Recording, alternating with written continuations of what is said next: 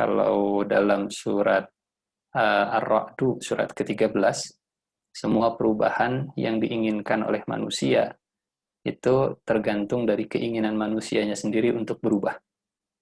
Allah tidak akan mengubah kondisi suatu kaum sampai kaum tersebut mereka memang ingin berubah terlebih dahulu.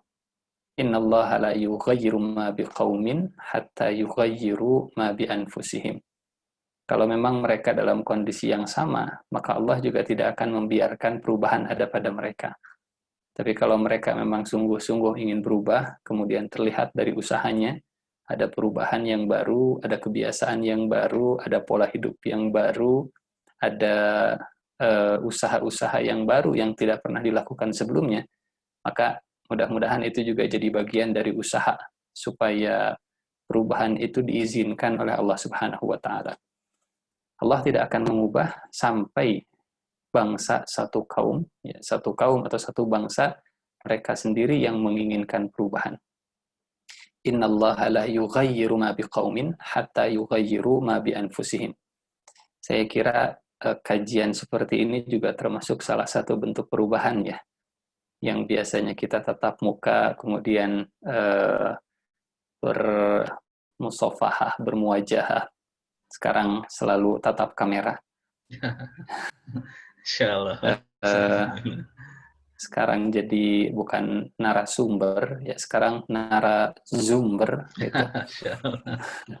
Hingga perubahan-perubahan ini mudah-mudahan jadi proposal perubahan untuk kita ajukan kepada Allah Subhanahu wa Ta'ala supaya kondisi yang sedang kita alami juga mengalami perubahan yang ke arah yang lebih baik tentunya insya Allah. Bapak Ibu jamaah hadirin yang Allah muliakan, ini sudah bulan keberapa kita dalam kondisi seperti ini? Saya masih ingat tanggal 16 Maret ya kita mulai PSBB itu. April, Mei, Juni, Juli, Agustus, September. Kita sudah 6 bulan ya, hampir 6 bulan. Mudah-mudahan apapun yang terjadi, apapun yang kita alami, ini yang paling penting, yang paling utama, cara pandang dan mindset kita agar tidak berprasangka buruk kepada Allah Subhanahu wa Ta'ala. Ini poin nomor 1 yang paling penting. Bapak Ibu jamaah yang Allah muliakan, untuk memudahkan, barangkali tidak semuanya membawa Al-Quran atau menyiapkan catatan, saya ingin share screen. Mudah-mudahan ini memudahkan, membantu jamaah semuanya untuk mengikuti kajian pada malam hari ini. Nah, di ayat ke-11 surat At-Taghabun. A'udzubillahi minasyaitonirrajim. Bismillahirrahmanirrahim. Ma asaba min musibatin illa biiznillah. Wa man yu'min billah yahdi qalbah. Wallahu bikulli syai'in alim. Wa ati'u Allah wa ati'u Rasul. Fa in tawallaitum fa innama 'ala rasulinal balaghul mubin. Tidak ada satu musibah yang menimpa seseorang kecuali dengan izin Allah. Ini hal yang mesti diyakini oleh setiap orang yang beriman, bahwa kondisi pandemi yang masih kita alami hari ini semua terjadi atas izin dari Allah Subhanahu wa Ta'ala. Ma asaba min musibatin illa biiznillah. Semua musibah itu terjadi atas izin dari Allah Subhanahu wa Ta'ala. Tidak ada yang terjadi apapun, mau yang baik, mau yang buruk, semua pasti atas izin dari Allah Subhanahu wa Ta'ala. Yang baik ya, kita terima dengan syukur tentunya. Yang buruk menurut kita, ini akan jadi pembahasan yang kedua.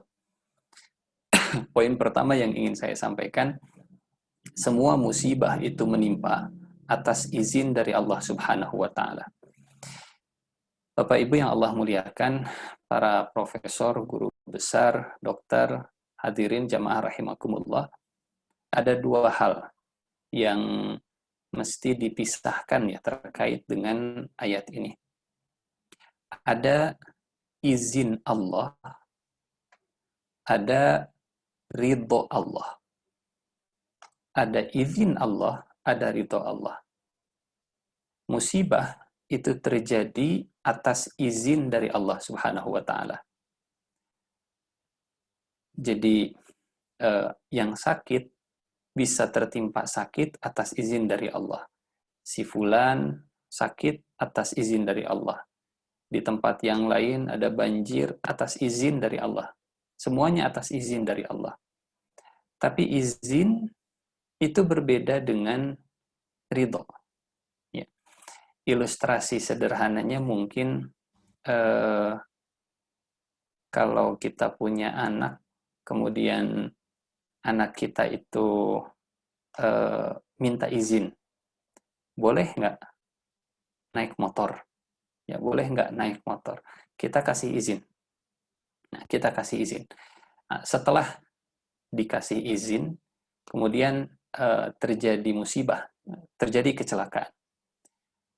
Kita yang memberi izin sampai akhirnya kejadian, tapi kita yang memberi izin tidak ridho. Artinya kita sebenarnya tidak menginginkan kalau kecelakaan itu terjadi. Ini antara izin dengan ridho. Ya.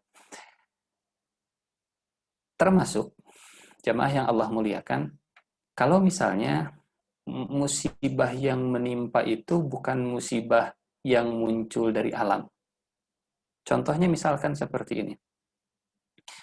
Kalau ada pencurian, ya, pencurian, ini musibah. Kenapa terjadi pencurian? Orang yang beriman, jawabannya pertama kali karena izin dari Allah. Kenapa ada pencurian? Kenapa saya mengalami musibah pencurian? Ma asaba min musibatin illa biiznillah. Ini izin dari Allah sehingga terjadi. Nah, pertanyaan yang kedua, oh kalau begitu si pencuri dia mencuri diridhoi oleh Allah karena sudah diizinkan. Oh enggak. Izin dan ridho itu dua hal yang berbeda. Allah mengizinkan syaitan bisa menyesatkan manusia. Tapi Allah tidak ridho kalau perbuatan syaitan itu terjadi. Antara diizinkan dengan diridhoi sampai akhirnya kejadian, itu dua hal yang berbeda. Sehingga pertama, kalau seandainya musibah itu menimpa siapapun, itu atas izin dari Allah, tapi belum tentu itu menjadi ridho dari Allah Subhanahu wa taala. Terlebih kalau musibahnya itu yang menimpa dari manusia ke manusia yang lain. Terjadi penjajahan di Palestina misalkan. Apakah musibah penjajahan yang dialami oleh bangsa Palestina izin dari Allah? Ya, kejadian penjajahan itu atas izin dari Allah, itu terjadi atas izin dari Allah. Apakah Allah meridhoi peristiwa penjajahan yang dialami oleh bangsa Palestina, oleh yang dilakukan oleh orang Yahudi Israel ke Palestina? Allah tidak meridhoi. Mudah-mudahan bisa difahami perbedaan antara izin dengan ridho dari Allah Subhanahu wa taala. Karena jamaah yang Allah muliakan, bahkan di dalam Al-Qur'an pun Allah Subhanahu wa taala memisahkan ya antara izin dengan ridho. Kalau kita lihat misal dalam surat Toha. Surat Toha, surat ke-20, ayat ke-109. Surat ke-20, ayat ke-109. kita akan melihat di sini Allah menyebut izin dengan ridho bersamaan. Sehingga masing-masing punya maknanya tersendiri. A'udzubillahi minasyaitonirrajim. Yauma idzil la tanfa'u syafa'atu illa man adzina lahur rahman wa radiya lahu qaula. Pada hari itu tidak berguna syafaat kecuali syafaat orang yang Allah Maha Pemurah telah memberi izin kepadanya dan Allah telah meridhoi perkataannya. Man adzina wa radiya, diizinkan dan diridhoi. Tidak semua yang diizinkan itu diridhoi. Iblis diizinkan oleh Allah Subhanahu wa taala untuk memiliki panjang umur dan menyesatkan manusia. Kata iblis, panjangkan umur saya sampai hari kebangkitan dan saya akan sesatkan anak manusia.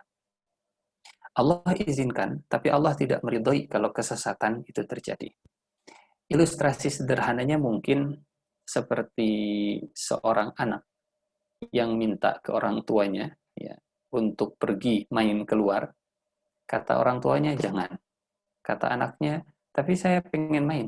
Kata orang tuanya jangan. Tapi saya pengen main. Akhirnya kata orang tuanya, ya sudah silahkan kalau mau main. Diizinkan, tapi tidak diridhoi perjalanannya.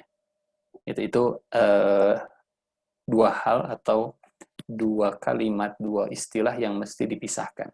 Tidak semua yang Allah izinkan terjadi, Allah ridhoi.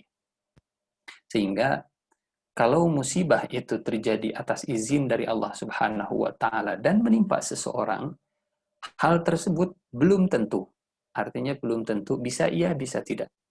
Belum tentu musibah itu adalah tanda ridho Allah kepada orang tersebut. Jamaah yang Allah muliakan, hadirin rahimakumullah. Karena tema kita tentang musibah, ya, judulnya musibah, apakah ujian atau azab, ini 3 istilah yang bahkan di dalam Al-Quran pun Allah memisahkannya, ya, membedakannya. Di dalam Al-Quran, segala sesuatu yang menimpa, yang kita peroleh, berupa kebaikan ataupun keburukan, itu namanya musibah. Ini secara bahasa ya. Jadi kalau saya mendapatkan bonus dari kantor, kalau saya mendapatkan hadiah tiba-tiba, secara bahasa itu adalah musibah. Ini makna musibah secara bahasa. Kalau saya mendapatkan kesehatan, secara bahasa itu adalah musibah. Mana dalilnya? Mana buktinya? Bapak Ibu jamaah hadirin para dokter, profesor, guru besar yang Allah muliakan, musibah itu dari kata asoba yusibu musibah. Asoba yusibu musibah. Dalam surat An-Nisa ayat ke-79, Allah Subhanahu wa taala berfirman, "Ma asobaka min hasanatin." Ma asobaka min hasanatin. Apapun musibah yang menimpamu, ya, ma asobaka min hasanatin faminallah.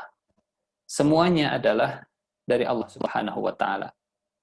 Perhatikan di ayat ini Allah berfirman, apapun asobaka. Jadi dari sisi etimologi, dari sisi bahasa, musibah itu dari kata asoba yusibu musibatan. Apapun musibah kebaikan yang menimpamu, itu datangnya dari Allah Subhanahu wa taala. Wa ma asobaka min sayyi'atin famin nafsik. Dan apapun musibah keburukan yang menimpamu, maka itu datangnya dari dirimu sendiri. Nah, Bapak Ibu jamaah hadirin rahimakumullah, sekali lagi, musibah terjadi, poin yang pertama yang ingin saya sampaikan, Musibah terjadi itu atas izin dari Allah Subhanahu wa taala.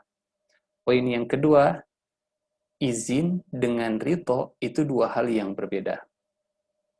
Poin yang ketiga, musibah itu secara bahasa artinya segala sesuatu yang menimpa dan kita peroleh, baik berupa kebaikan ataupun berupa keburukan. Sehingga dari tiga poin ini, kita bisa mengambil satu benang merah. Contoh misalnya begini, benang merahnya itu seperti ini.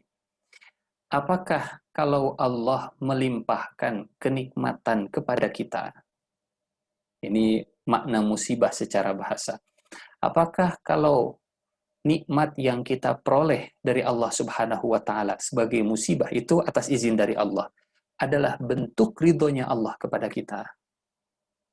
Apakah sehat kita adalah tanda Allah ridho? Apakah kaya kita, sejahtera kita tanda Allah ridho?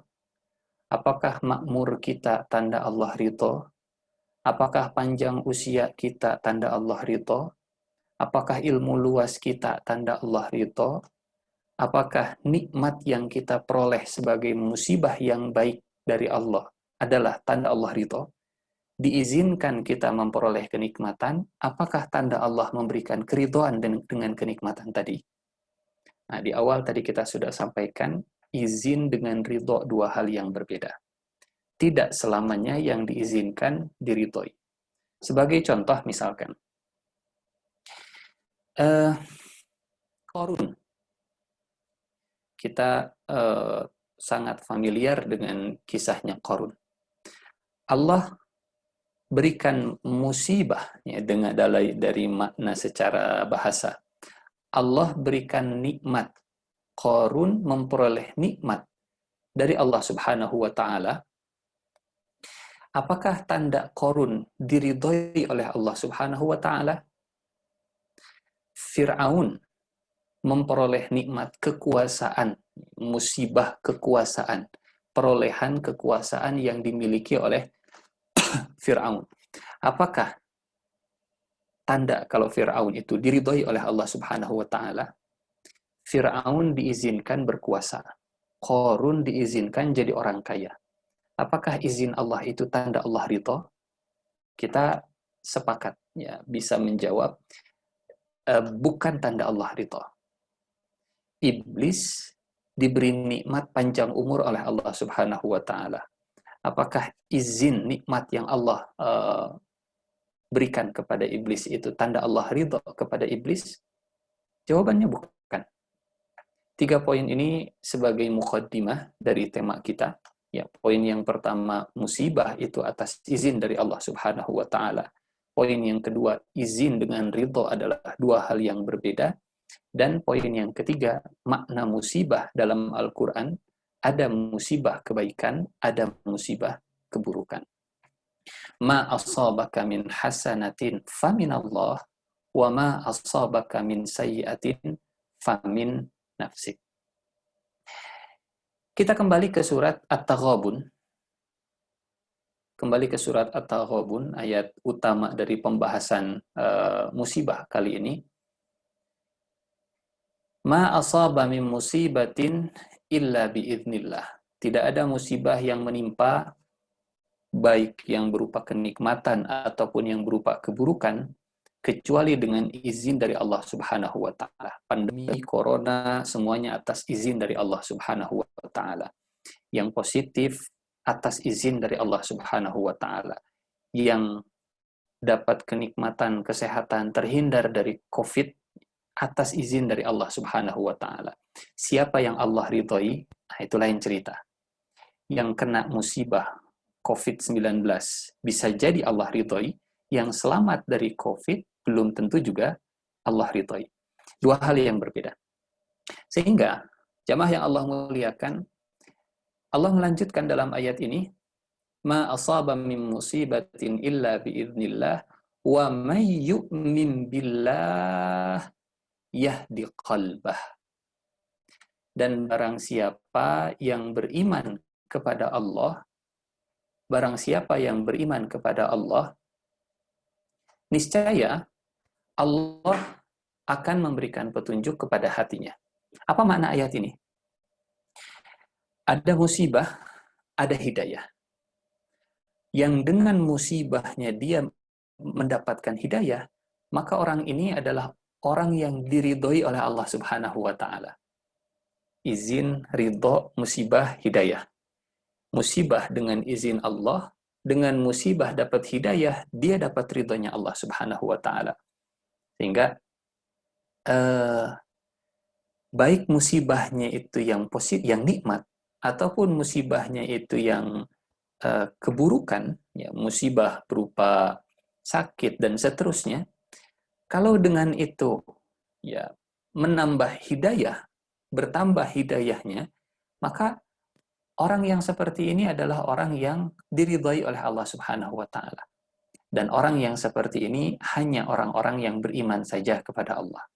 Wa may yu'min billah, barang siapa yang beriman kepada Allah, Allah akan berikan petunjuk kepada hatinya. Karena musibah itu bisa nikmat. Yang beriman ketika dapat musibah kenikmatan, dia bersyukur. Dengan bersyukur, maka hatinya dapat hidayah. Yang beriman, kalau dia dapat musibah keburukan, maka dia bersabar. Dengan bersabar, maka Allah akan berikan hidayah kepada orang tersebut. Dengan hidayah, Allah akan ridho. Dengan hidayah, dia bersabar, maka Allah juga akan ridho. Nah, Bapak Ibu jamaah yang Allah muliakan, di sini saya kira kita mulai bisa memetakan. Kita mulai bisa melihat apakah musibah itu bentuk ujian atau musibah itu bentuk azab dari Allah Subhanahu wa taala. Ya.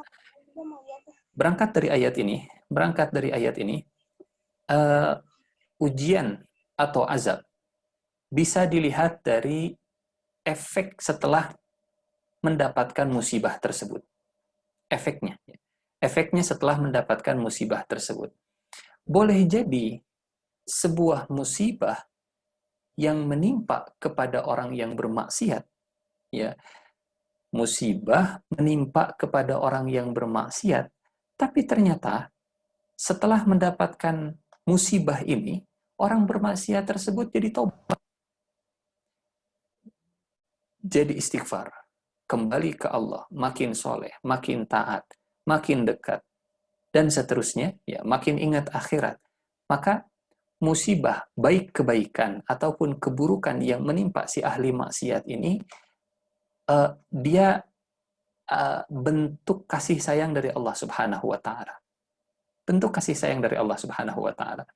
Tapi kalau orang yang tadinya rajin ibadah, ya, orang yang tadinya soleh, orang yang tadinya ahli pengajian, dapat musibah dari Allah Subhanahu wa taala, kemudian dia melenceng, maka musibahnya, apa yang menimpa orang tersebut, itu bentuk, na'udzubillah min zalik, azab dari Allah Subhanahu wa taala. Adakah tipe orang yang seperti ini? Oh, ada. Ada. Jamaah yang Allah muliakan, kalau kita lihat dalam surat Al-Hajj, surat ke-22, Allah menggambarkan di ayat ke-11 surat Al-Hajj, wa minan nas, di antara manusia, man ya'budullaha ala harfin, ada yang menyembah Allah, beribadah kepada Allah di tepian.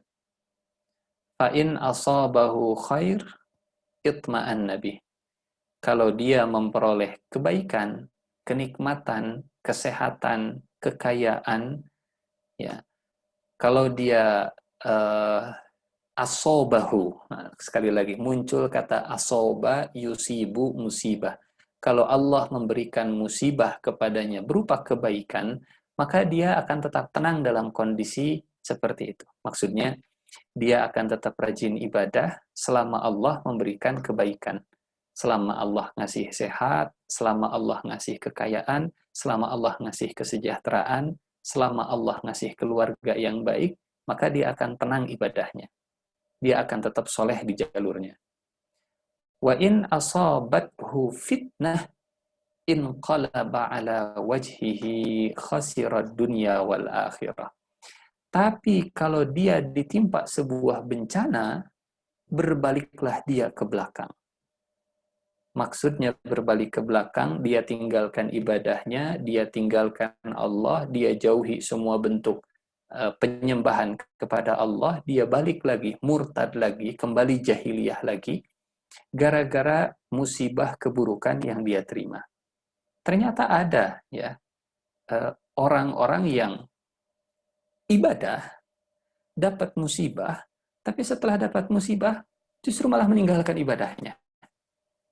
Ini ya mudah-mudahan Allah melindungi kita, mudah-mudahan Allah menjaga kita. Mindsetnya orang tersebut, mindsetnya orang yang disebutkan oleh Allah di surat Al-Hajj ayat ke-11 ini, kalau saya jadi orang soleh, berarti saya akan disayang oleh Allah. Kalau saya beribadah, berarti saya akan saya akan disayang oleh Allah Subhanahu wa Ta'ala. Dan kalau saya disayang, pasti saya hidupnya nggak akan dibuat susah oleh Allah. Kalau saya dibuat susah, berarti nggak ada gunanya saya ibadah. Kalau begitu saya tinggalkan saja ibadah. Kalau Allah ngasih saya kesusahan, padahal saya sudah rajin ibadah. Itu namanya menyembah Allah di tepian. Jadi terlalu rawan ibadahnya, terlalu rentan ibadahnya, terlalu berbahaya cara beribadah seperti ini. Berawal dari mindset, berawal dari cara pandang yang salah. Bahwa orang yang beribadah pasti disayang oleh Allah. Ini benar, sampai sini benar. Orang yang beribadah pasti disayang oleh Allah. Ini benar. Tapi bentuk sayangnya Allah Subhanahu wa Ta'ala, ini yang harus difahami, kadang tidak sama persis seperti cara manusia menyayangi kita. Cara Allah menyayangi, ini yang harus difahami, cara Allah menyayangi kita ya adalah cara yang terbaik di mata Allah Subhanahu wa Ta'ala.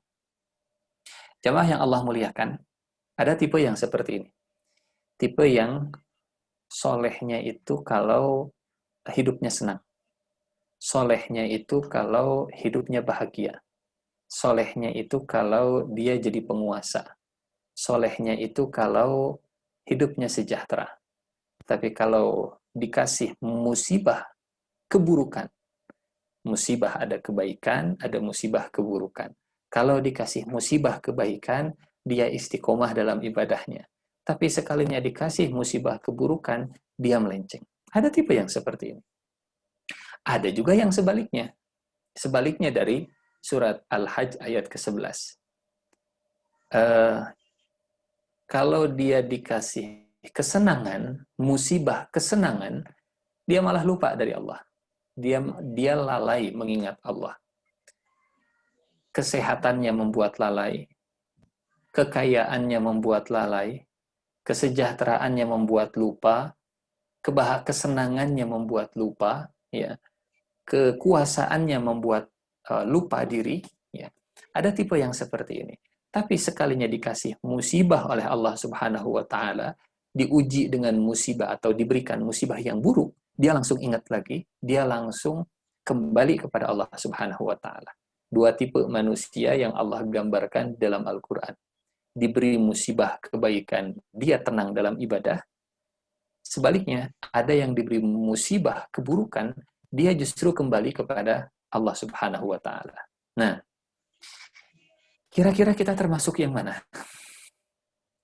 Ingat kepada Allahnya hanya saat senang, atau justru ingat kepada Allahnya justru kalau Allah kasih kesulitan, sakit, kekurangan uang, dan seterusnya. Jamaah yang Allah muliakan, disinilah kita memahami apa yang disampaikan oleh Rasulullah Shallallahu Alaihi Wasallam. Orang yang beriman adalah orang yang paling menakjubkan. Ajaban li amril mukmin. Sungguh menakjubkan urusannya orang yang beriman.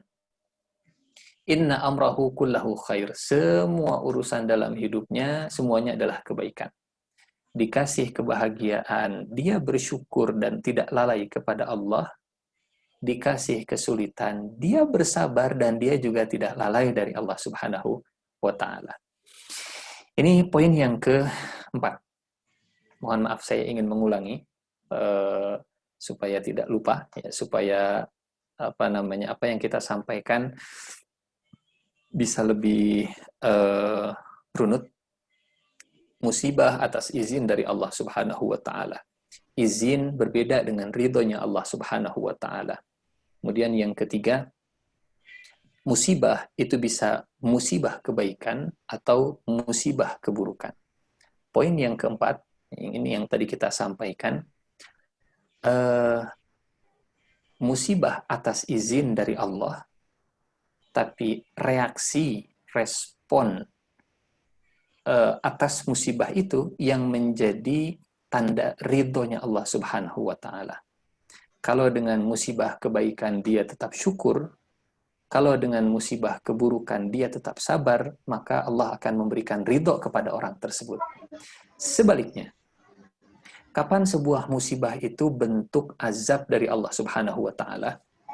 Jemaah yang Allah muliakan, tentu sebaliknya.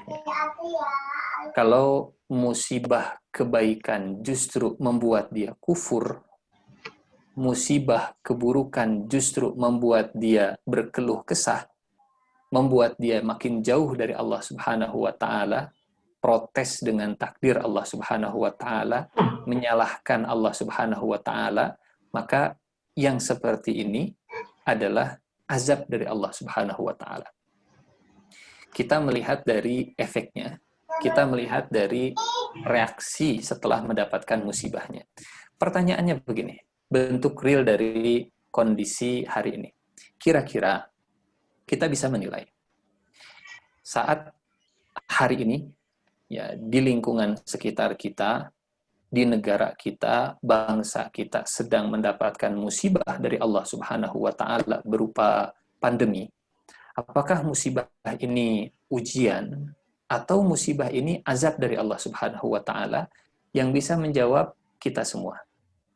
Akankah setelah musibah ini kita makin dekat kepada Allah Subhanahu wa Ta'ala? Akankah setelah musibah ini selesai masjid jadi makin ramai? Akankah setelah musibah ini selesai silaturahmi jadi makin dekat?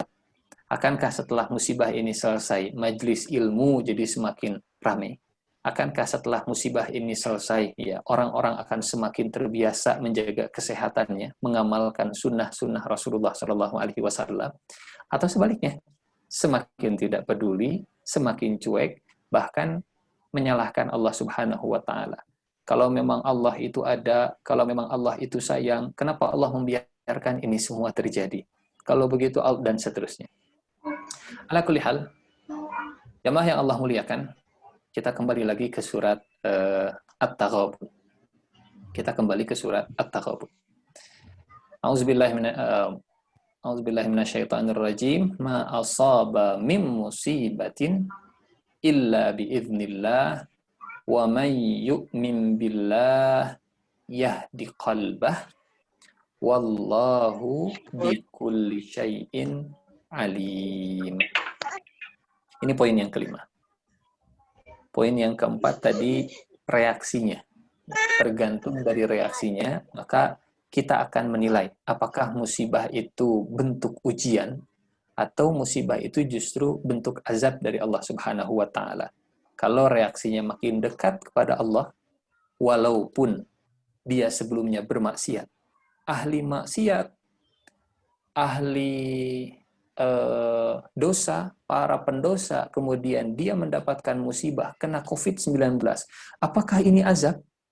Apakah orang yang banyak berbuat dosa, kemudian kena COVID itu azab? Jangan dulu menilai azab, kita lihat reaksinya.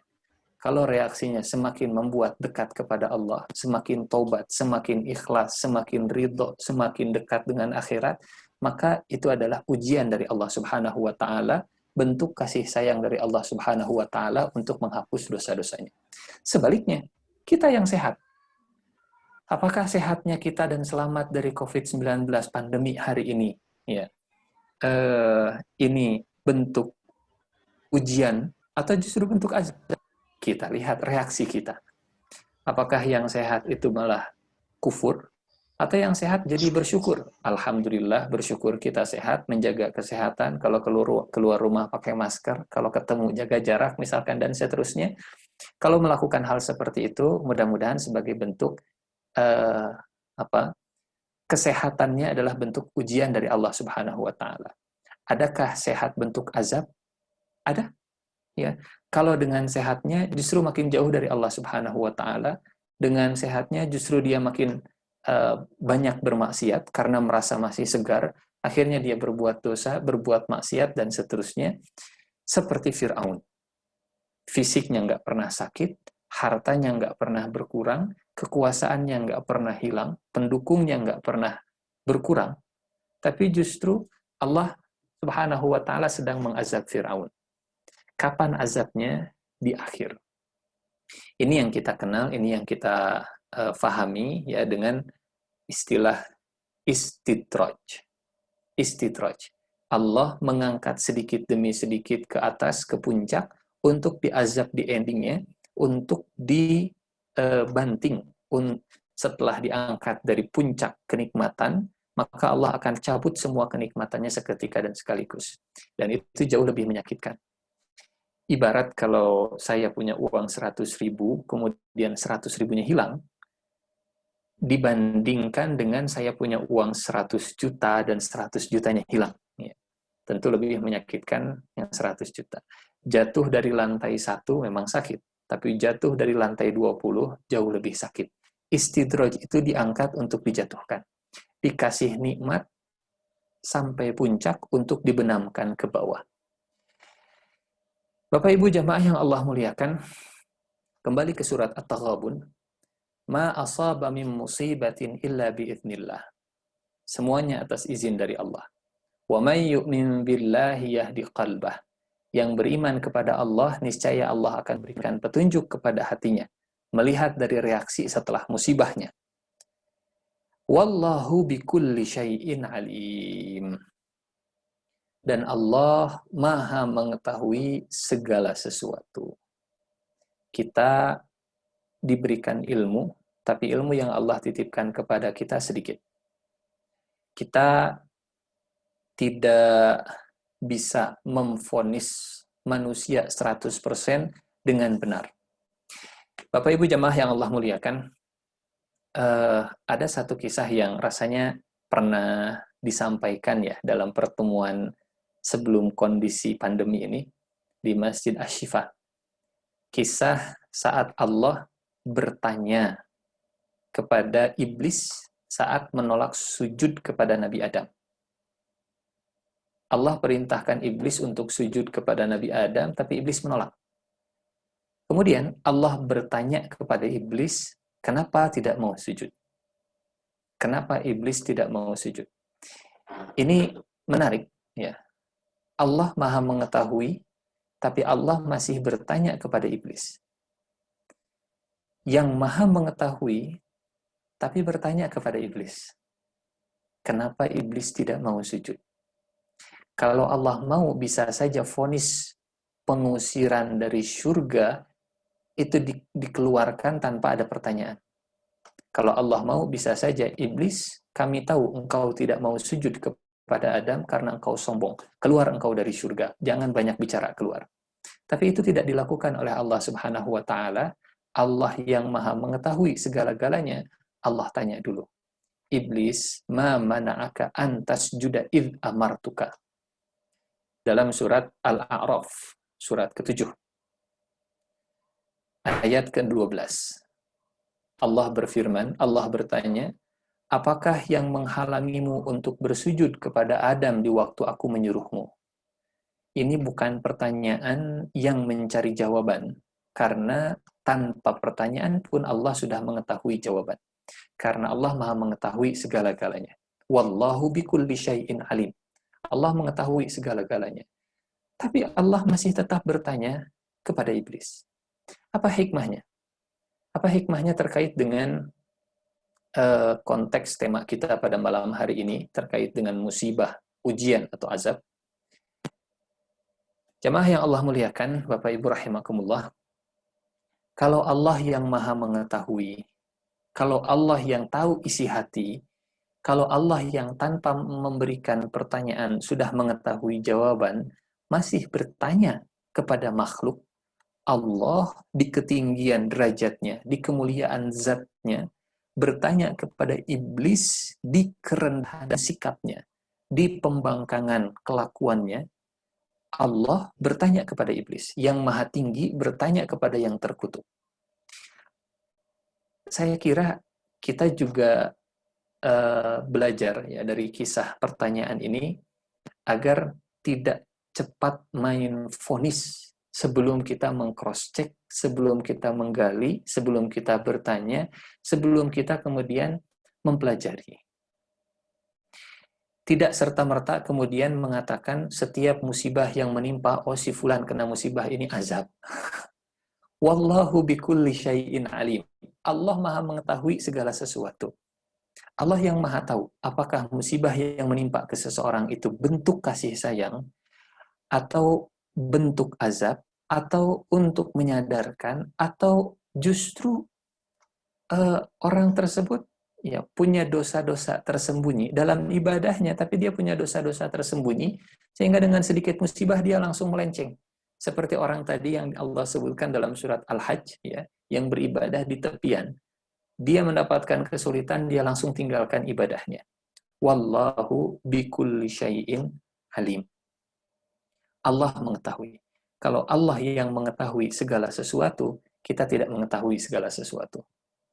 Sehingga di sini kita tidak, ya, kita diajarkan oleh Allah Subhanahu wa taala agar tidak tergesa-gesa memvonis segala sesuatu, tidak tergesa-gesa menilai segala sesuatu sebelum kita menggali, sebelum kita bertanya, sebelum kita cross-check, sebelum kita mendapatkan informasi yang lebih detail.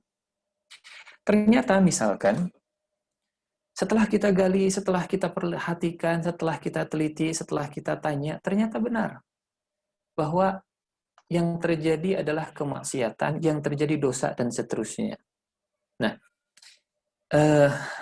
jamaah yang Allah muliakan, Bapak Ibu rahimakumullah, wallahu bikulli syai'in alim, misalkan seperti ini. Ada satu tempat, ada satu daerah, ada satu kota yang kena banjir. Yang kena banjir.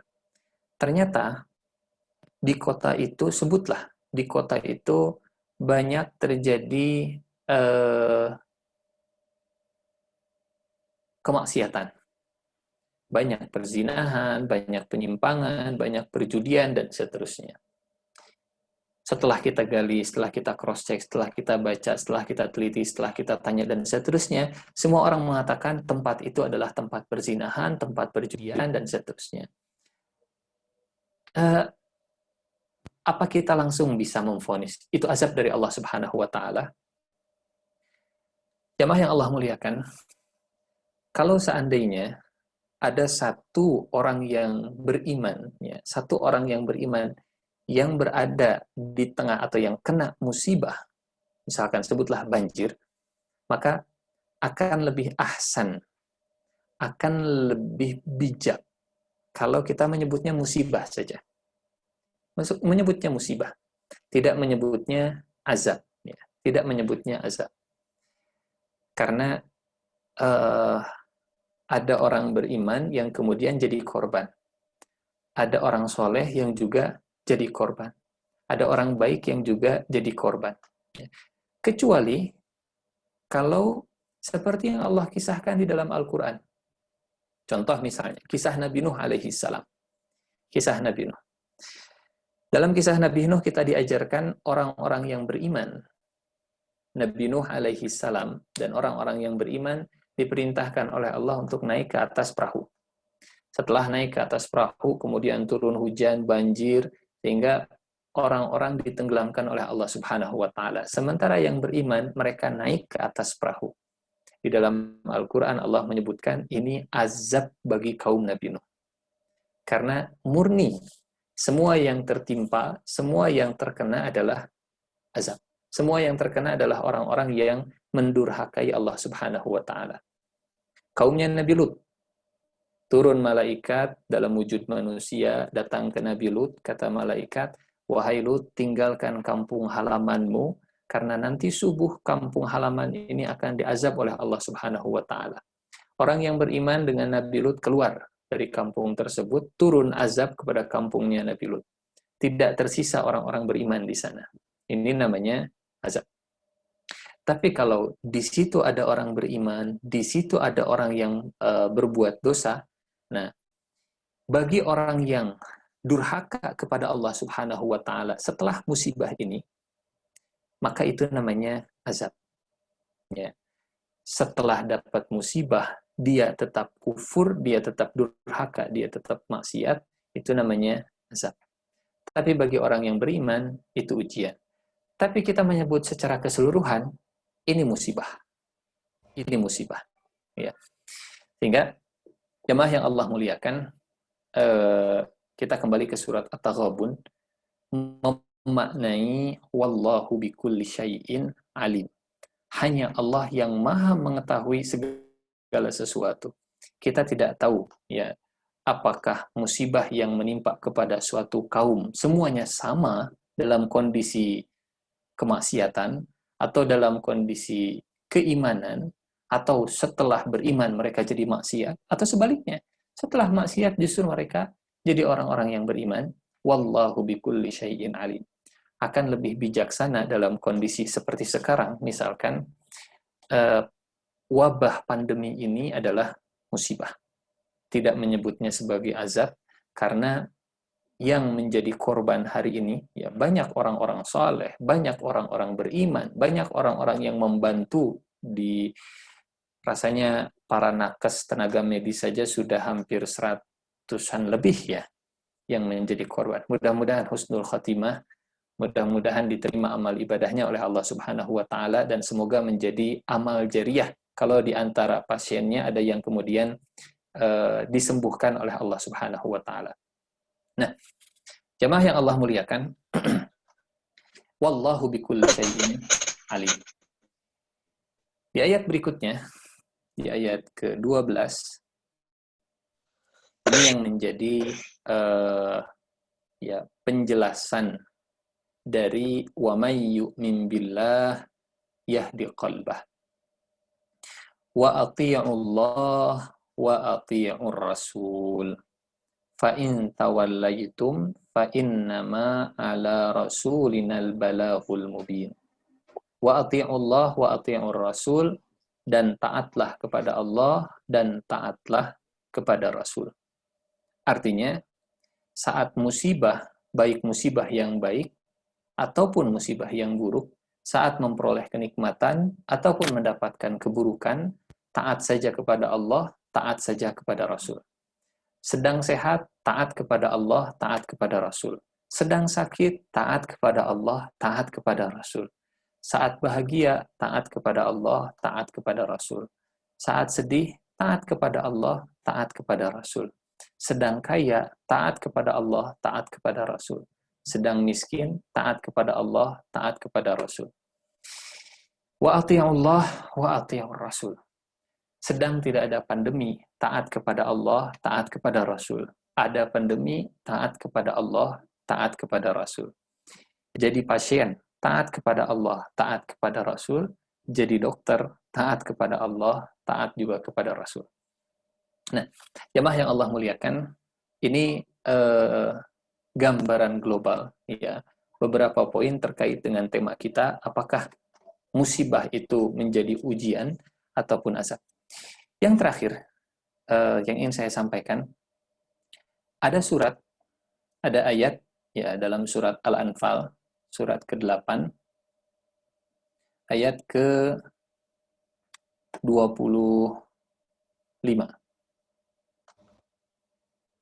Ini yang mesti jadi perhatian. Ini yang juga mesti jadi harus kita garis bawahi. Surat Al-Anfal ayat ke-25, A'udzubillahi minasyaitonirrajim. Wattaqu, dan takutlah. Wattaqu, dan waspadailah. Takwa itu artinya khawatir, memelihara diri, waspada, hati-hati. Sikap takwa adalah sikap waspada, sikap hati-hati, sikap mawas diri. Wattaqu, dan waspadalah. Fitnah, dengan sebuah ujian. Waspadalah dengan sebuah fitnah, dengan sebuah ujian. La tusibanna, yang tidak hanya menimpa. Dari kata musibah, ya. Ada sebuah ujian, sebuah fitnah, yang tidak hanya menjadi musibah, yang tidak hanya menimpa alladzina zalamu minkum khassah. Ada musibah yang tidak hanya menimpa kepada orang-orang yang zalim saja. Wattaqu fitnatan la tusibanna alladzina zalamu minkum khassah.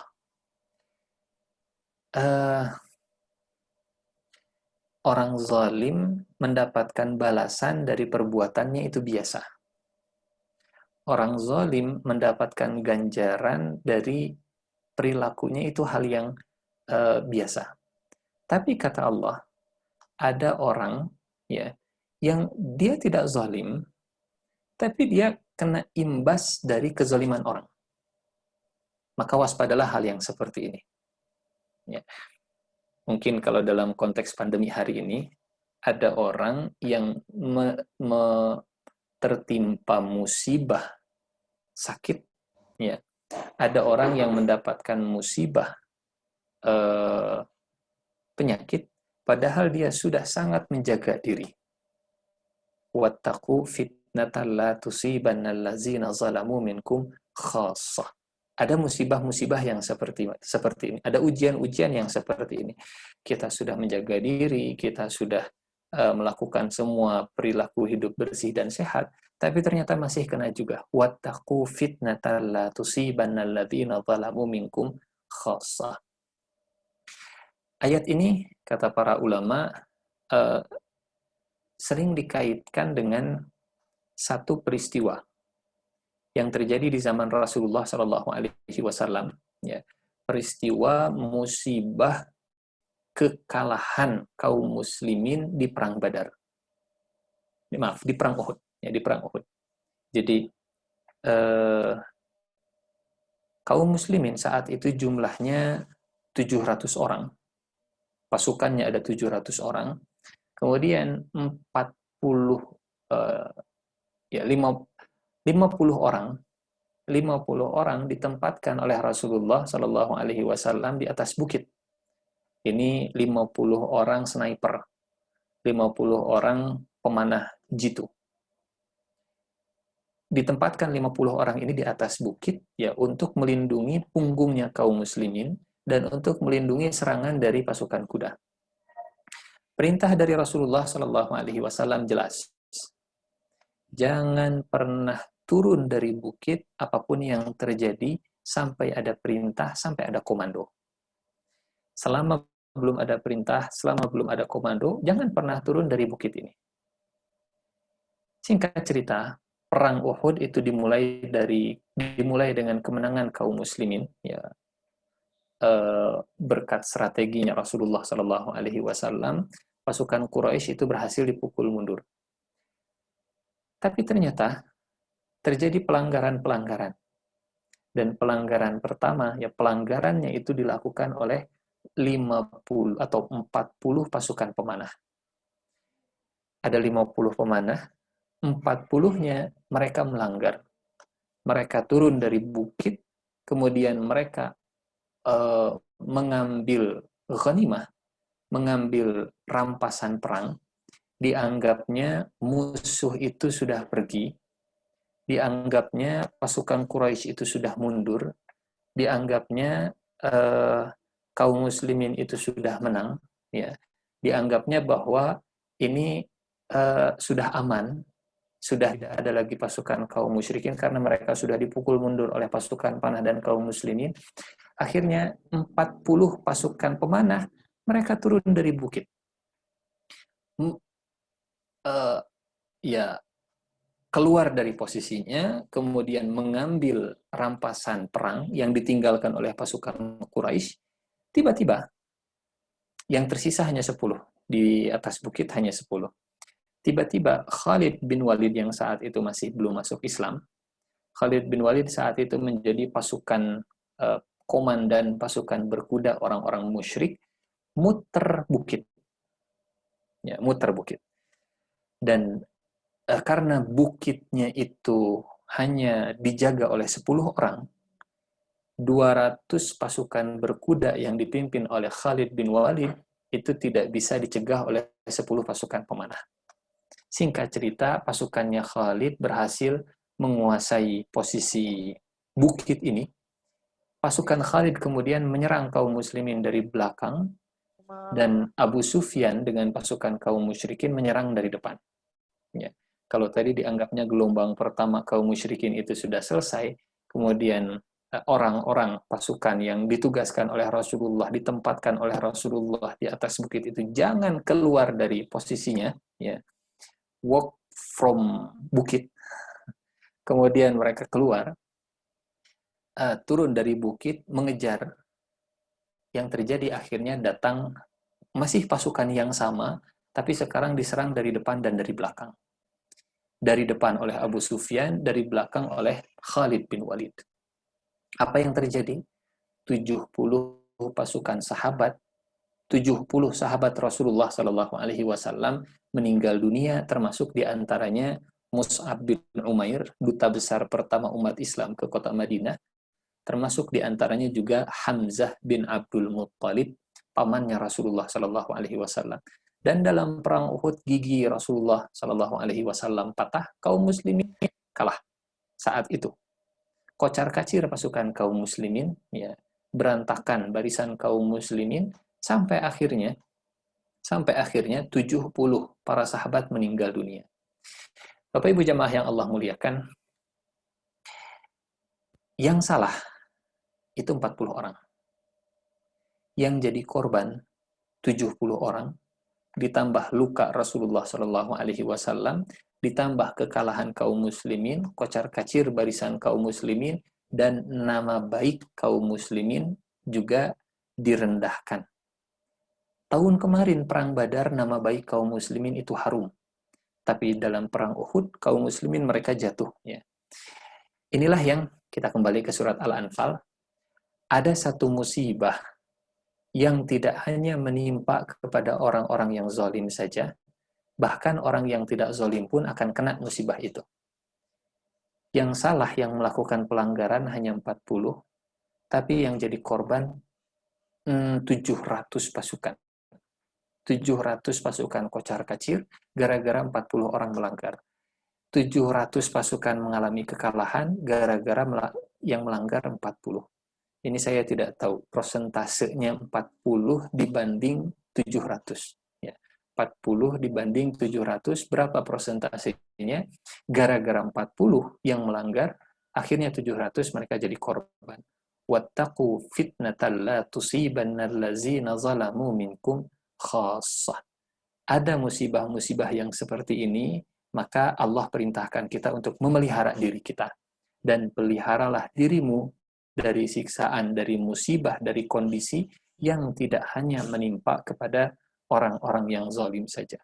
Mudah-mudahan Allah menjaga kita dari musibah yang seperti ini, ya. Musibah yang kita sudah menjaga diri, tapi perilaku orang lain bisa membuat kita kemudian mendapatkan imbasnya. Ini beberapa poin, 6 poin ya dari pembahasan tema kita pada malam hari ini tentang musibah, apakah ujian atau azab. Saya ingin mencoba mereview apa yang kita sampaikan pada malam hari ini. Poin yang pertama tadi, bahwa musibah itu terjadi atas izin dari Allah. Poin yang kedua, izin berbeda dengan ridhonya Allah. Poin yang ketiga, musibah itu bisa kebaikan, musibah juga bisa keburukan. Surat An-Nisa ayat ke-79. Kemudian poin yang keempat, kapan musibah itu? Ya, kapan izin jadi ridho? kalau musibah disikapi dengan keimanan, kalau musibah kemudian menyampaikan kita kepada hidayah, maka izin menjadi ridho. Terlepas dari yang mendapatkan musibah itu orang soleh atau orang yang bermaksiat, tapi kita melihat efek setelahnya. Kalau ternyata setelah mendapatkan musibah malah jadi jauh dari Allah, walaupun dia ahli ibadah sebelumnya, maka ini namanya azab. Kemudian poin yang kelima, wallahu bikulli syai'in alim, hanya Allah yang mengetahui, maka perlunya cross-check, konfirmasi, selalu menggali, bertanya, tidak langsung main vonis. Dan poin yang keenam, menjaga diri, memelihara diri dari jenis-jenis musibah yang menimpa, meskipun kita tidak, atau meskipun orang lain yang melakukannya, ya orang yang berbuat salah, tapi kita yang kena, kata orang Sunda, ketempuhan buntut maung. Ini 6 poin dari pembahasan, mudah-mudahan lebih mudah diingat ya dengan poin-poin tadi, mudah-mudahan juga jadi ilmu yang bermanfaat dan jadi bekal amal soleh. Saya kembalikan lagi, mangga. Assalamualaikum warahmatullahi wabarakatuh. Waalaikumsalam warahmatullahi wabarakatuh. Alhamdulillah Tuhan Ustaz, jazakallah khairan katsiran atas penjelasannya yang insya Allah sangat komprehensif seperti Ustaznya, mudah sekali dipahami. Sampai tadi ketika Ustaz menyampaikan materi sempat terlintas sebuah pertanyaan atau beberapa pertanyaan, dan pada bahasan Ustaz selanjutnya sudah terjawab pertanyaan tersebut Ustaz. Alhamdulillah. Sampai ini pertanyaan pun nyaris memang tidak ada yang tertulis, tapi insya Allah semoga nanti ada pertanyaan. Dan juga tadi saya sempat akan bertanya tentang bagaimana prasangka kita terhadap orang yang mendapat musibah. Tadi Ustaz sudah jelaskan tentang Al-A'raf ayat ke-12 ketika Allah bertanya kepada iblis yang sebetulnya dari segi kekuasaan Allah tidak perlu bertanya, tapi hikmahnya alhamdulillah Ustaz pelajaran yang sangat baik sekali untuk saya pribadi, bahwa kita jangan langsung memberikan vonis apapun. Allah saja yang Maha mengetahui. Bertanya, bertabayun terlebih dahulu, dan kita yang tidak tahu apa-apa sama sekali, sering kita langsung memiliki prasangka yang tidak baik. Terima kasih Ustaz atas penjelasannya, dan ini ada pertanyaan, 2 pertanyaan Ustaz. Ini nanti saya bacakan dua-duanya, nanti Ustaz boleh langsung dijawab saya tadi ya. Oh, tidak usah ditanyakan, sudah terjawab Ustaz. Alhamdulillah. Sama seperti saya berarti, Dok. Alhamdulillah. Ini ada pertanyaan dari Dr. Heri Norman. Pandemi semakin luas, apakah ini yang dikatakan tadi sebagai diangkat dan dibanting? Masya Allah. Nah, ini yang kedua, pantaskah kita sebagai muslim menyatakan pandemi COVID ini adalah azab, mengingat korbannya meliputi juga kaum musyrik? Sebetulnya sudah terjawab tadi loh Ustaz. Silakan Ustaz mungkin di flashback kembali. Ya. Untuk pertanyaan yang pertama tadi tentang diangkat dan dibanting ya, atau istilahnya istidraj ya. Istidraj itu dari kata derajat. Derajat itu naik ke atas. Tentunya saya hanya bisa berharap mudah-mudahan bukan seperti itu, gitu. Karena khawatir jadi doa, gitu ya. Kita hanya bisa berharap mudah-mudahan pandemi ini membuat kita sebagai orang Muslim khususnya dan orang Indonesia secara umum itu makin sadar, ya. Sadar, minimal sadar kalau mati itu ternyata dekat dengan kita. Sudah berapa angkanya sekarang? Saya tidak hafal ya. Sudah banyaklah yang dipanggil oleh Allah Subhanahu wa Ta'ala dengan jalan COVID ini. Ini bukan sekedar angka statistik ya, tapi ini nyawa manusia yang sudah dipanggil oleh Allah Subhanahu wa Ta'ala. Mudah-mudahan banyak yang mengambil ibroh zikrul maut ya. Zikrul maut. Tidak semakin keras hatinya, hanya menganggapnya sebagai angka-angka hitungan belaka saja. Hingga tidak jadi diangkat dan dibanting. Gitu ya.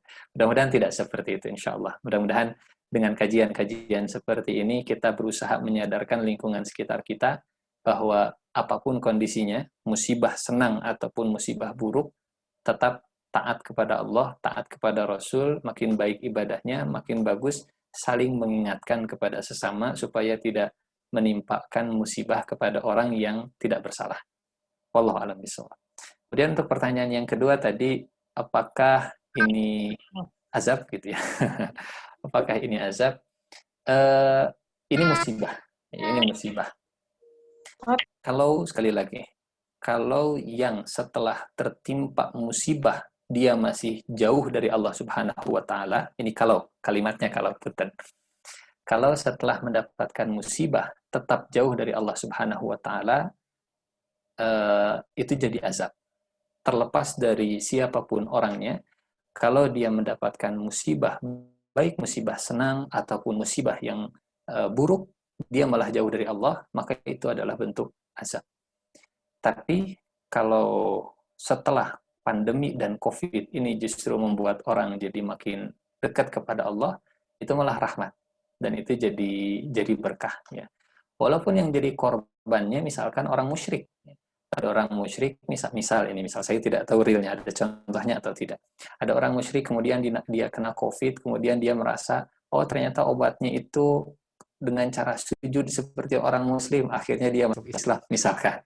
Boleh jadi justru sakitnya ini jadi jalan hidayah. Oh ternyata pandemi COVID ini orang yang sakit, yang musyrik, orang yang tidak beriman, saat dia kena COVID, kemudian dia mendengarkan suara Al-Quran, dia merasa nyaman, nafasnya bisa lebih lega lagi, suasana hatinya bisa lebih tenang, imunitasnya jadi semakin kuat, akhirnya gara-gara itu dia masuk Islam. Berarti meskipun yang menimpa yang jadi korbannya tidak beriman, tapi setelah kena COVID dia jadi beriman, ini jadi rahmat dan jadi berkah. Wallahu a'lam bishawab. Wallahu a'lam bishawab. Iya, baik Ustaz, terima kasih. Ini ada pertanyaan lanjutan ini dari pertanyaan dari Dr. Norman ini. Assalamualaikum. Apakah istidroj itu hanya berlaku bagi kaum muslimin saja? Atau mungkin untuk orang kafir juga Ustaz? Atau jika ada, apakah ada istilah tersendiri untuk yang non-muslim barangkali Ustaz? Ya. Istidroj ini berlaku umum. Ya. Istidroj ini berlaku umum. Kalau dalam contoh misalnya gini, untuk orang yang beriman. Untuk orang yang beriman, kisah istidroj itu kisahnya Qarun. Kalau kita lihat kisahnya Qarun dalam surat Al-Qasas ya. Dalam surat Al-Qasas, kisahnya Qarun itu diawali dari kalimat dari firman begini. Sesungguhnya Qarun adalah termasuk kaumnya Musa. Punten, saya ingin share dulu. Surat Al-Qasas, surat ke-76. Surat ke-28, ayat ke-76. Ada ayat begini. Qarun itu, kata Allah, dulunya termasuk kaum Musa. Jadi bukan sekedar dari Bani Israel, tapi Allah menisbatkan kepada Nabi Musa. Jadi bisa saja Allah berfirman begini, Inna Qaruna kana min Bani Israel. Bisa begitu. Sesungguhnya Qarun termasuk Bani Israel. Tapi kalimatnya Allah menggunakan kalimat sesungguhnya Qarun termasuk kaumnya Musa. Artinya bukan sekedar Bani Israel biasa, karena Bani Israel juga macam-macam. Tapi Bani Israel yang sangat dekat dengan Nabi Musa. Satu, soleh. Dua, ya umumnya Bani Israel itu dalam kondisi yang tidak sejahtera secara materi. Yang ketiga, bukan sekedar soleh. Kalau soleh untuk dirinya sendiri. Yang ketiga, termasuk pengemban risalah. Ya, termasuk, kalau bahasa kita sekarang mungkin, orang yang ikut mensolehkan orang lain. Nah, orang yang punya obsesi supaya bukan saya saja yang soleh, tapi orang lain juga harus soleh. Itu Qarun dulunya seperti itu. Tapi apa yang terjadi? Gara-gara harta, Qarun berubah. Dari mulai membangga-banggakan diri, kemudian senang merusak, kemudian setelah senang merusak menjadi pendosa, kemudian setelah itu jadi orang yang kufur. La yuflihul kafirun. Ini kisah Qarun. Bagaimana dengan orang-orang yang tidak beriman? Kalau yang tidak beriman, itu Allah gambarkan di dalam surat Al-Insan. Dalam surat Al-Insan, sanastadrijuhum min haitsu la ya'lamun wa umli lahum inna kaidi matin am tas'aluhum ajra fahum min maghramin musqalun am indahumul ghaibu fahum yaktubun. Sanastadrijuhum min haitsu la ya'lamun, punya di surat Al-Insan atau di sanastadrijuhum. Nah, di surat Al-Qalam, maaf, surat Al-Qalam ayat ke-44. Fadharni wa man yukadzibu bihadzal hadits sanastadrijuhum min haitsu la ya'lamun. Maka serahkanlah wahai Muhammad, wahai Rasulullah, kepadaku urusan orang-orang yang mendustakan perkara ini. Ini berarti orang yang kafir. Orang yang nggak percaya dengan Al-Quran, orang yang mendustakan Al-Quran tentunya orang kafir. Kata Allah kepada Rasulullah Shallallahu Alaihi Wasallam, wahai Rasulullah, sudah serahkan urusan orang-orang yang mendustakan Al-Quran kepada kami. Sanastadrijuhum. Nanti kami akan menarik mereka dengan berangsur-angsur ke arah kebinasaan. Jadi sama ya. Baik orang yang sebelumnya dia Muslim, ataupun yang tidak beriman, semuanya diistidraj oleh Allah Subhanahu wa taala. Wallahu a'lam bishawab. Wallahu a'lam bishawab. Ya. Alhamdulillah, baik Ustaz atas penjelasannya. Nah, seiring dengan penjelasan Ustaz atas pertanyaan-pertanyaan yang diajukan, ternyata ini memancing yang lain juga untuk jadi tambah bertanya Ustaz. Alhamdulillah ini. Masya Allah. Saya mau menyambung sedikit yang dengan sepertinya maaf Dok, kita baca pertanyaannya saya Dok ya, karena ini pertanyaan yang masuk banyak sekali Dok. Karena waktu kajian kita hanya 10 menit lagi Dok. Mohon maaf sebelumnya Dok. Takutnya nanti ada yang lain tidak sempat terbacakan. Sebelumnya saya akan bacakan dulu, ini ada pertanyaan yang sangat bagus sekali dari Dr. Cecep nih. Beliau sangat setuju bahwa persepsi jika kita sudah taat, maka seharusnya Allah memberikan kebaikan. Namun saat diberikan musibah yang berbentuk keburukan, lalu cenderung menyalahkan Allah Subhanahu wa taala. Bagaimana agar kita dan untuk disampaikan kepada umat Islam yang lain agar tidak terjebak pada persepsi seperti itu, Ustaz?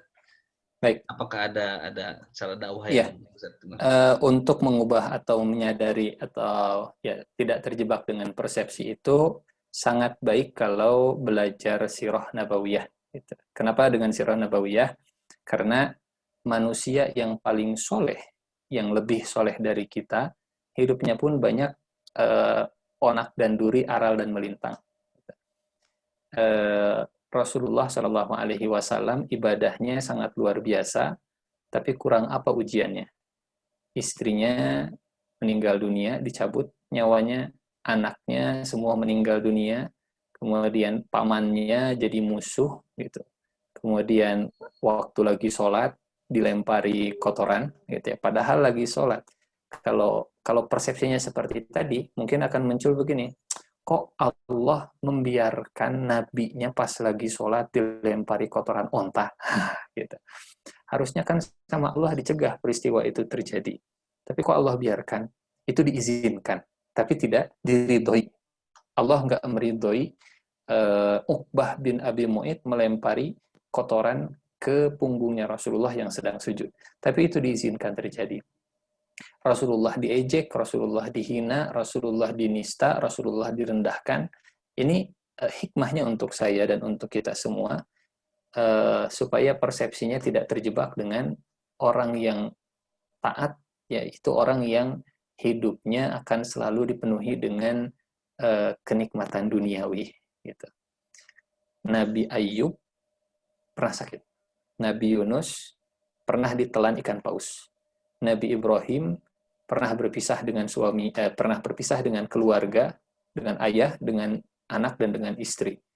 Nabi Yusuf pernah dimusuhi, dan seterusnya. Artinya, para nabi yang lebih soleh saja, itu ternyata dalam hidupnya pernah mengalami hal-hal yang nggak disukai oleh jiwa. Wallahu a'lam bishawab. Baik, alhamdulillah, terima kasih Ustaz. Jadi memang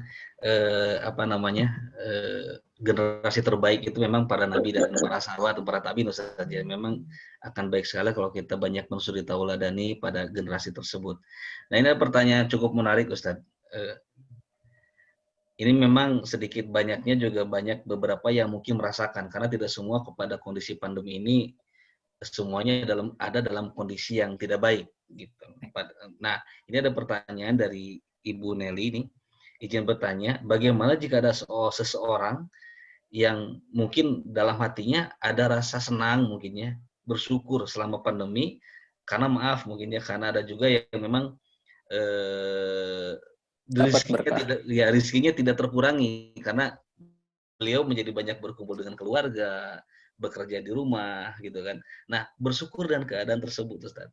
Nah, jadi apakah itu berdosa Ustaz? Sementara pada sisi yang lain banyak orang yang mungkin keadaan jauh lebih buruk daripada keadaan sebelum pandemi ini. Itu Ustaz.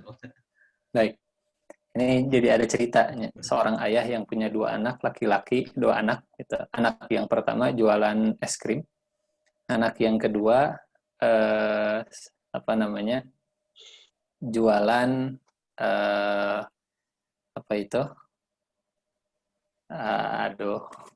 hiasan dari tanah liat. Hiasan dari tanah liat keramik dari tanah liat, keramik gitu. Dia berkunjung ke anaknya yang jadi tukang jualan es krim gitunya. Yang satu jualan es krim, kemudian yang satunya lagi keramik. Petani kalau nggak salah ceritanya begitu. Kata si ayahnya ini berkunjung ke anaknya yang jualan es krim. Kata anaknya, aduh, penghasilan saya turun ini kalau sedang hujan, karena orang nggak mau makan es krim lagi hujan. Tapi kalau nggak lagi hujan, kalau lagi kering, kalau misalkan lagi kemarau, itu banyak orang yang pengen minuman yang dingin-dingin, pengen es krim.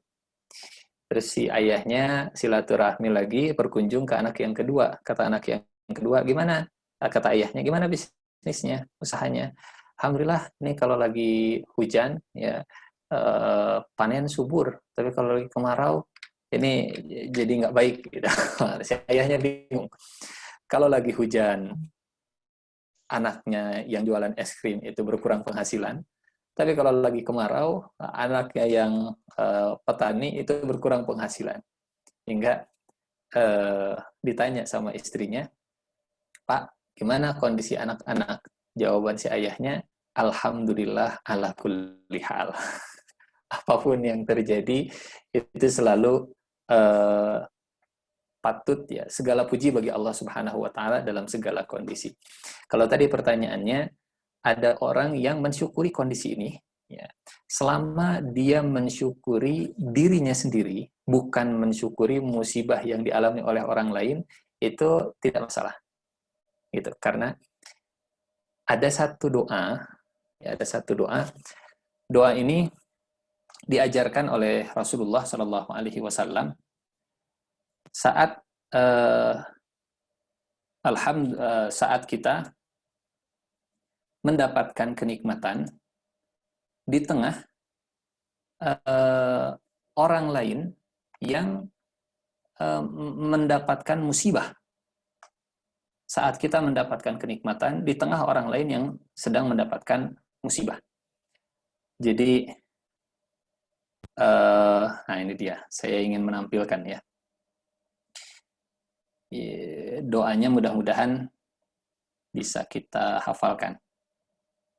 Nah, hadis riwayat Tirmidzi nomor 3431. Hadis riwayat Tirmidzi. Kata Rasulullah sallallahu alaihi wasallam, "Man ra'a sahiba bala'in." Barang siapa yang melihat seseorang yang sedang mengalami ujian, faqala, kemudian dia mengucapkan kalimat, alhamdulillahilladzi afani mimma talaka bihi wa faddalani ala katsirin mimman khalaqa tafdila. Segala puji bagi Allah. Apa yang Allah muliakan, orang tertimpa sebuah ujian, kemudian dia mengucapkan alhamdulillah. Cuman kata para ulama, tong tarik teuing, jangan kenceng-kenceng mengucapkan ini. Ada orang misalkan kena musibah, kemudian kita bilang alhamdulillah. Oh, bukan seperti itu ya cara pengucapannya, sehingga tidak mispersepsi. Barang siapa yang melihat orang lain mendapatkan musibah, kemudian dia mengucapkan alhamdulillahillah, segala puji bagi Allah yang telah menjagaku dari musibah yang menimpa orang lain dan memberikan karunia kepadaku di atas semua makhluk-makhluknya. Maka kata Rasulullah SAW, illa ufiya min zalikal bala kainan makan ma'ash. Maka Allah akan menjaga orang tersebut dari baraknya, dari bala, dari ujian, dari musibah yang menimpa. Terjemahannya saya kira insya Allah kita semua memahami terjemahan bahasa Inggrisnya. Ya, segala puji bagi Allah yang telah menyelamatkan kita dari apa yang menimpa orang tersebut dan mengaruniakan kita di atas makhluk-makhluknya. Maka Allah akan menjaganya. Sehingga sikap seperti tadi itu bukan sikap yang salah, asal tidak tidak terlalu vulgar dimunculkan ke orang yang menimpa musibah gitu. Jadi misal begini, Bapak dan Ibu sebagai dokter kemudian berkunjung ke pasien, pasiennya sakit, kemudian kita bilang ke pasiennya, Ibu sakit apa? Saya sakit paru-paru. Alhamdulillah saya mah sehat. Nah, bukan seperti itu tentunya. Tapi cukup antara kita dengan Allah saja. Alhamdulillah ya Allah saya sehat, tidak seperti yang pasien saya yang mengalami gitu. Tidak seperti apa yang pasien saya alami, dan Allah memberikan saya karunia di atas pasien-pasien yang lain. Insya Allah Allah akan jaga dari bala tersebut. Seperti itu. Wallahu a'lam bishawab. Alhamdulillahirabbil alamin. Jadi jawabannya kepada Ibu Nelly ya, insya Allah tidak berdosa ya Ustadz ya. Ya. Alhamdulillahirabbil alamin. Baik, sepertinya ini waktu sudah menunjukkan 21 lebih 28 menit. 2 menit lagi ini harus kami tutup. Mungkin memberi waktu sebentar saja, tadi ada yang mau disampaikan oleh Dr. Norman, dan entah ini pernyataan atau pertanyaan, tapi waktunya sangat dibatasi sekali. 1 menit boleh Dok ya, silakan Dok. Nanti langsung ditutup doa. Iya, kaitannya dengan apa tadi, perang Uhud tadi, bagaimana kita berperang, anggaplah kita juga berperang dengan pandemi sekarang ini, di mana ada kejadian kita sepertinya mau menang, begitu ya. Seperti pada perang Uhud juga tadi, di mana 40 pemanah itu turun dari bukit. Artinya tekanan pada musuh itu dikurangi. Seperti halnya perang dalam pandemi sekarang kita ini, bagaimana sepertinya kita merasa menang, kemudian tekanan pembatasan sosial itu yang sebenarnya sudah longgar diperlonggar. Bagaimana kita akhirnya kalah. Bagaimana pandemi makin meluas. Apakah bisa diartikan seperti itu? Itu saja mungkin pertanyaan. Ya. Bukan pertanyaan atau komen juga bilang. Tapi mau di cover komen silakan. Iya, bisa jadi juga seperti itu Dok gitu. Karena kisah sirah nabawiyah ya, kalau dulu mungkin perangnya melawan orang yang terlihat, kalau sekarang mungkin perangnya yang tidak terlihat gitu. Ya. Sehingga kalau sudah terjadi pelanggaran, ya yang jadi korban bukan orang yang melanggar, tapi yang jadi korban semuanya biasanya. Alhamdulillah. Baik Ustaz, sepertinya waktunya sudah di penghujung waktu dan alhamdulillah semua pertanyaan sudah terjawab. Kami mengucapkan terima kasih Ustaz jazakallahu khairan atas paparannya yang sangat komprehensif dan betul-betul disertai dengan dalil-dalil yang disampaikan di dalam Al-Qur'an.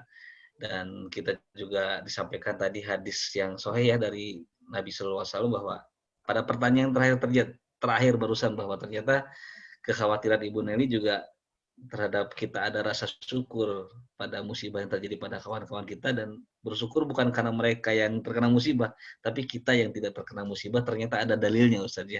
Alhamdulillah. Terima kasih Ustaz. Baik Ustadz, sebelum ditutup, mohon perkenannya untuk membacakan doa singkat Ustadz. Mangga Ustadz. Baik, sebelum kita berdoa, kita beristighfar. Mudah-mudahan dosa-dosa kita diampunkan, doa-doa kita dikabulkan. Astaghfirullahaladzim, astaghfirullahaladzim, astaghfirullahaladzim. Alladzi la ilaha illa huwal hayyul qayyum wa atubu ilaih. A'udzubillahi minasyaitonir rajim. Bismillahirrahmanirrahim. Hamdan yuwafi ni'amahu wa yukafi'u mazidah. Ya Rabbana lakal hamdu kama yanbaghi li jalali wajhikal karim wa 'azimi sultanik.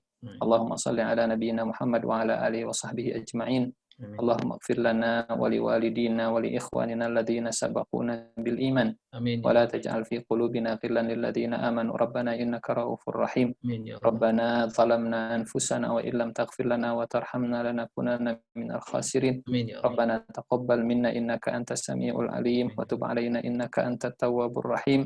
Rabbana atina fid dunya hasanah wa fil akhirati hasanah wa qina adzabannar. Wa sallallahu ala nabiyyina Muhammadin wa ala alihi wa sahbihi ajma'in walhamdulillahi rabbil alamin. Amin. Amin. Alhamdulillahirabbil alamin. Terima kasih sekali lagi kami sampaikan kepada Al-Ustadz guru kita semua, Ustadz Nur Ihsan Jundullah, atas pada malam hari ini menyampaikan materi untuk kita semua. Semoga Allah Subhanahu wa taala memudahkan dan memberikan kita rezeki pemahaman atas ilmu yang disampaikan oleh Ustadz dan kemudahan dalam mengamalkan di dalam kehidupan kita sehari-hari. Juga kami ucapkan terima kasih kepada para peserta. Alhamdulillah bergabung, tadi saya lihat 160 ya, 165. Alhamdulillah sudah bergabung. Semoga menjadi amal ibadah terkhusus untuk Ustadz dan juga untuk kita semua. Amin. Amin ya Allah Rabbal Alamin. Untuk minggu depan insya Allah akan diisi kajian terjadwal adalah Al-Ustadz Kiai Haji Atian Ali. Insya Allah akan bergabung bersama kita dalam kajian online Asyifa selanjutnya. Sekali lagi mau ucapkan terima kasih kepada Ustadz, juga kepada Bapak Ketua DKM Prof. Uki Suarsa, dan juga kepada Bapak Dekan yang senantiasa memfasilitasi kegiatan Masjid Asyifa. Juga terima kasih kami ucapkan kepada teman-teman IT, Pak Panji, Pak Adi yang senantiasa terus membukakan ruang untuk kami senantiasa bertemu di media Zoom ini sehingga dapat berjalan kajian Thalabul Ilmi untuk kita semua. Baik, sekali lagi terima kasih. Jazakumullahu khairan katsiran. Kita tutup dengan membaca doa kifaratul majelis bersama-sama. Subhanakallahumma wa bihamdika asyhadu an la ilaha illa anta astaghfiruka wa atubu ilaik. Alhamdulillahirabbil alamin. Billahi taufiq wal hidayah. Wassalamualaikum warahmatullahi wabarakatuh. Waalaikumsalam warahmatullahi wabarakatuh. Saya izin pamit keluar. Ustaz atur nuhun, jazakallah nuhun. Enggak. Nuhun. Assalamualaikum. Assalamualaikum warahmatullahi wabarakatuh. Oh, assalamualaikum. Waalaikumsalam warahmatullahi wabarakatuh. Pak Adi nuhun, Pak Panji nuhun. Sami-sami Saya bukan Ustadz. Tadi dipanggilnya Ustadz masalahnya. Itu malu sama Dokter Harris ya, Bang Ustadz. Posisi. Kumaha. Dok nuhun, dokter nuhun pisan bergabung. Dok. Alhamdulillah. Minggu depan Pak Atian bergabung, Dok. Iya, Pak Atian, enggak. Ya, alhamdulillah. Alhamdulillah. Mohon izin jamaah semua saya akhiri pertemuan pada malam ini ya. Assalamualaikum warahmatullahi wabarakatuh. Waalaikumsalam. Alhamdulillah.